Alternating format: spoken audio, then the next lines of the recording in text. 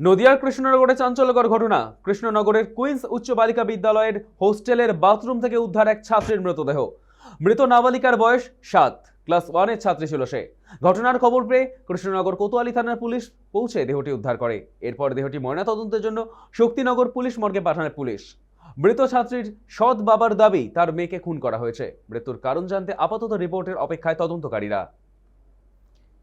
আমাদের সঙ্গে এই মুহূর্তে টেলিফোন লাইনে রয়েছে আমাদের প্রতিনিধি সায়ন মোদক। সায়ন, ঠিক কি জানা যাচ্ছে? নদিয়ার কৃষ্ণনগরে একেবারে হোস্টেলের বাথরুম থেকে ক্লাস 1-এর ছাত্রীর মৃতদেহ উদ্ধার।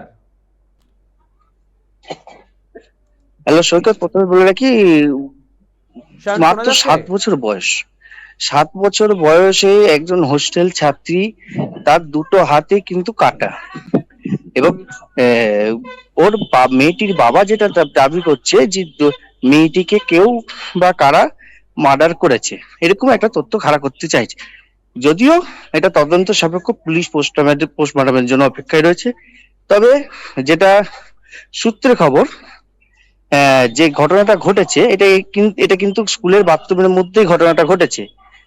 যে এবং মেয়েটির যে বাবা, তিনি দাবি করছেন মেয়েটিকে যখন দেখতে গিয়েছিলেন তখন তাকে কিন্তু ধরতে দেওয়া হয়নি এবং স্পর্শ করতেও দেওয়া হয়নি। তিনি যেটা উপলব্ধ করেছেন ওখানে, যে প্রথমে একটি হাত কাটা দেখতে পারেন, হাতের শিরা, এবং পরবর্তীকালে ওখানকার যে মানে যেখানে পড়েছিল সেখানে কিন্তু রক্ত কিচ্ছু ছিল না, ব্লাড কিছু ছিল না, সেই জায়গাটা কিন্তু পরিষ্কার পরিচ্ছন্ন ছিল।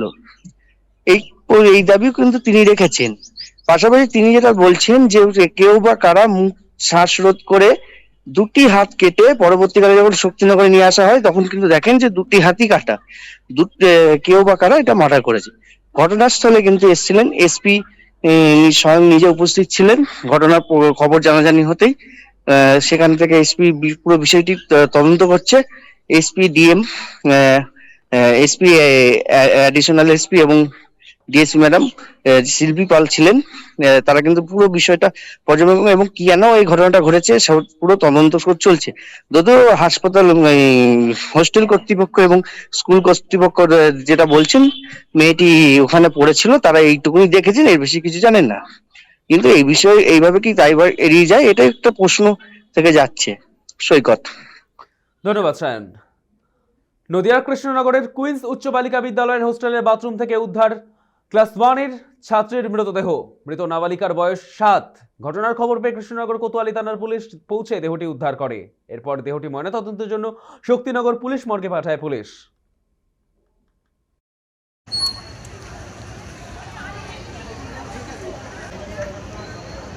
আজকে ভোরবেলা আমাকে ফোন করে জানানো হয়েছে যে হস্টেলে আসুন। তা এবার আমি বললাম কিছু হয়েছে? তা বদ্দি বললো আপনি আসুন, হস্টেলে আসলেই বুঝতে পারবেন। তা আমি বললাম ওর কি হাত ভেঙেছে কি পা ভেঙেছে সেটা তো বলেন, তাহলে আমি একটু দেরি করে যাবো, কেবল উঠছি তো। তা বললো যে না, আপনি আসুন, দিয়ে রেখে দিল। আমি বললাম ঠিক আছে, আমি যাচ্ছি। দিয়ে তারপর পুনরায় আবার ফের আমার মন মানছে না বলে আমি গিয়ে দেখি বাথরুমের উপর শুয়ে রাখা আছে। আমার নাড়তে যাওয়াতে আমাকে নাড়তে দেওয়া হয়নি। তা আমি শক্তিনগর হসপিটালে প্রথমে নিয়ে এসেছিল, পুলিশও এসেছিল। তা হসপিটাল থেকে আর পাঠিয়ে দিয়েছে সদর হসপিটালে। তা ওখান থেকে আমাকে ডাকা হয়, আমি যাই। তখন আর কি সেই মুহূর্তে মানে ডাক্তারবাবু এসেছিলেন। তা ডাক্তারবাবু দেখার হাতটা যখন উল্টায় তখন দেখি হাতটা কাটা, ওকে প্রিপ্ল্যান মার্ডার করা হয়েছে। এবার দ্বিতীয় হাতটা যে কেটেছে সেটা আমি জানতাম না, পরে আবার এখানে এসে জানলাম দ্বিতীয় হাতও কেটেছে। এবার যে ব্লাডটা বেরিয়েছে এত পরিমাণে, সেই ব্লাডের কোনো মানে কিছুই নেই, সব পরিষ্কার করে ফেলেছে। একদম ঝকঝকে তকতকে বাথরুমটা, মানে অবস্থা এরকম।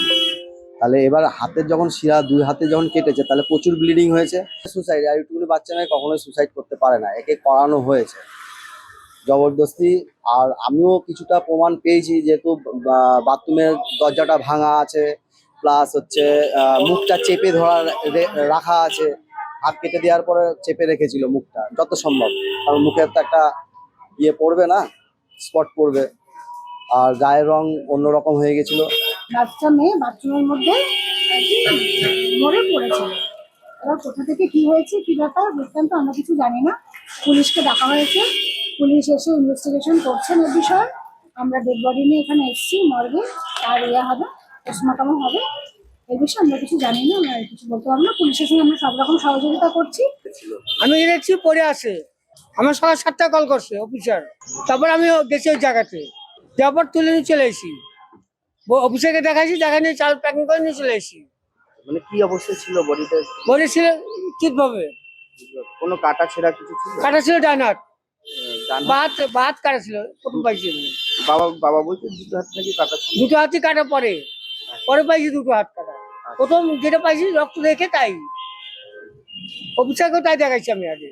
রক্ত ছিল ওখানে? ব্লাড ছিল? ব্লাড ছিল অল্প।